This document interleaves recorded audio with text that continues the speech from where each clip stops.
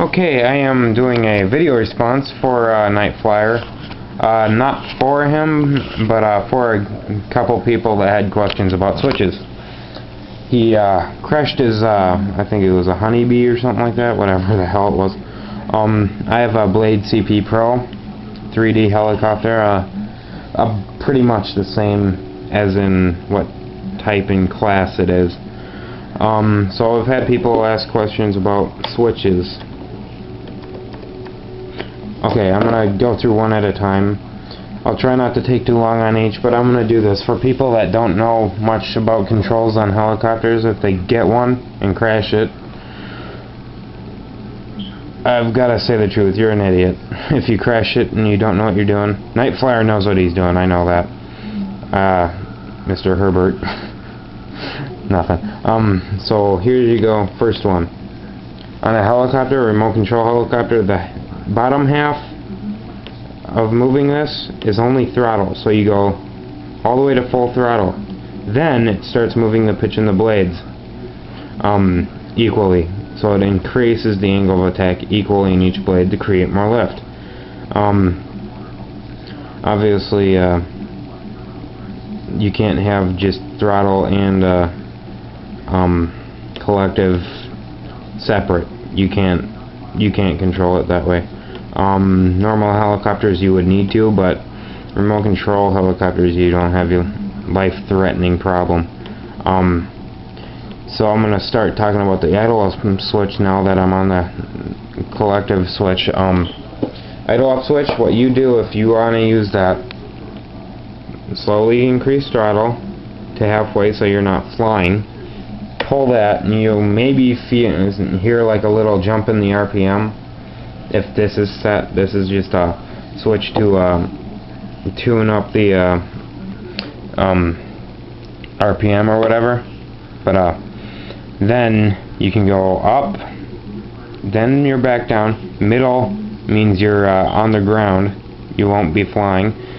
When you start lowering, that gives you negative pitch, so the thrust comes from this way. It decreases the angle of attack, but in a way where it increases the angle of attack because you're flying like this. And then you jolt it back up, and then you're flying normally.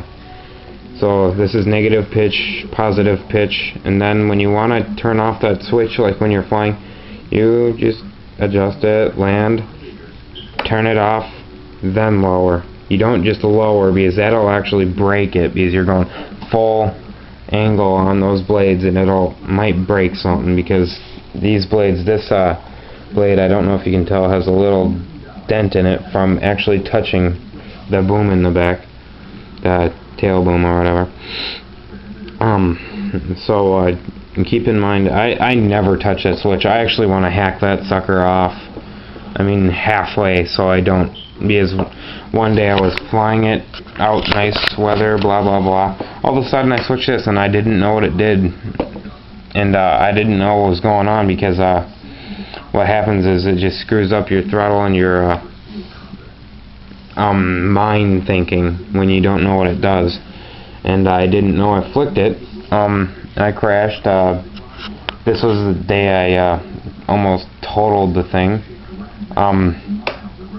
And you just want to be very careful on this idle up switch. You've got your trims on each side. You actually have one for rudder and throttle. Your helicopter will not arm if it's full forward. You want it full down, and then maybe set it the middle when it's armed.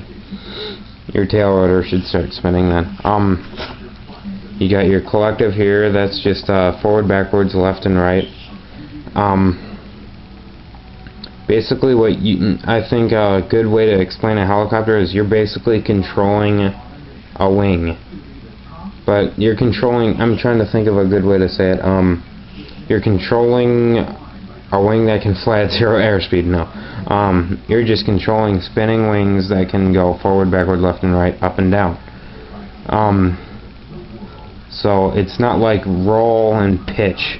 As you increase pitch in a helicopter too far, you start going backwards. It's almost like flying a UFO or something. You can go forward, You can go backwards, you can go left, and you can go right.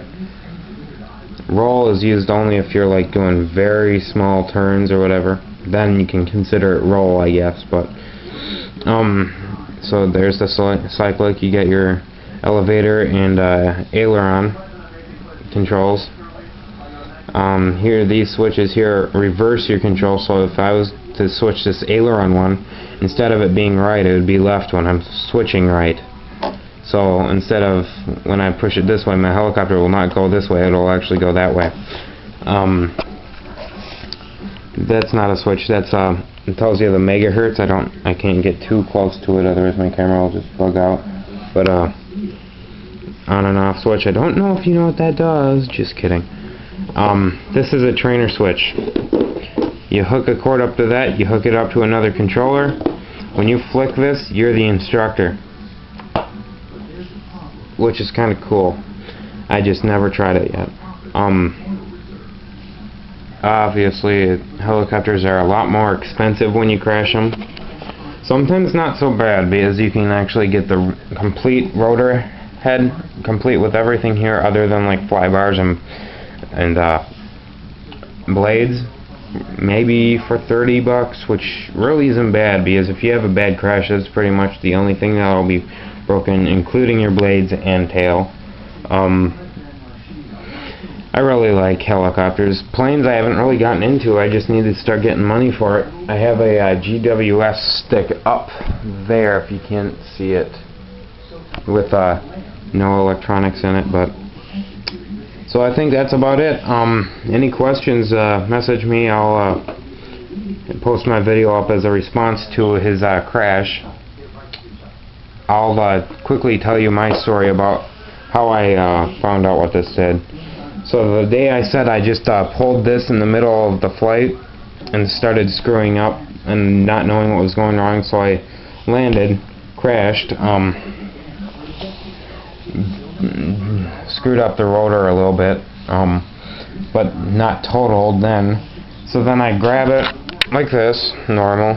That's how I do it, but now I actually do it like this, because you don't want to put too much stress on that, but that's not too much stress. But I just hold it like this now. So I grab it like this, and as I come up, my arm goes past the auto-up switch and hits it, and then it just starts flying out of my hand. And I start screaming there like, what the hell did I do? Because it's sitting there doing that little, when it's sitting like that and it's spinning around like that on the ground. I was like, no, because usually when that happens, you basically totaled it. The only thing that happened after that was my blades were broken and this was broken. There isn't even much of a scratch on these. I still have these from a year ago. Pretty much the only things I've bought was new shaft on my tail rotor, a new gear, new rotor blade, and new rotor blades. That's all I've changed in a year. And I'd say I haven't spent more than maybe $50 on buying parts in a year, but due to my experience I didn't crash and whatnot, because I was very iffy on crashing helicopter, because I know what they can do to themselves.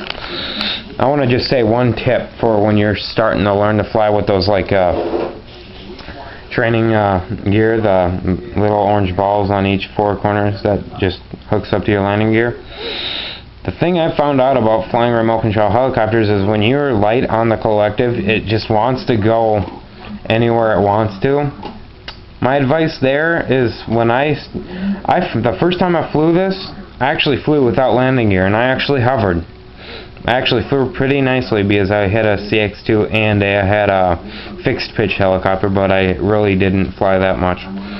But as soon as I flew it, I recognized that when you fly it light on the skids, it's very sensitive. It hates ground effect. What you want to do is pretend you're like just like bouncing off the ground. Push it up just a bit, get it off the ground. Then you got control. Then you're actually flying. So it's not so hard.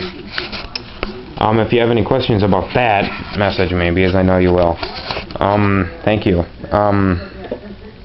Please leave a message. I'll post this up now. Thank you.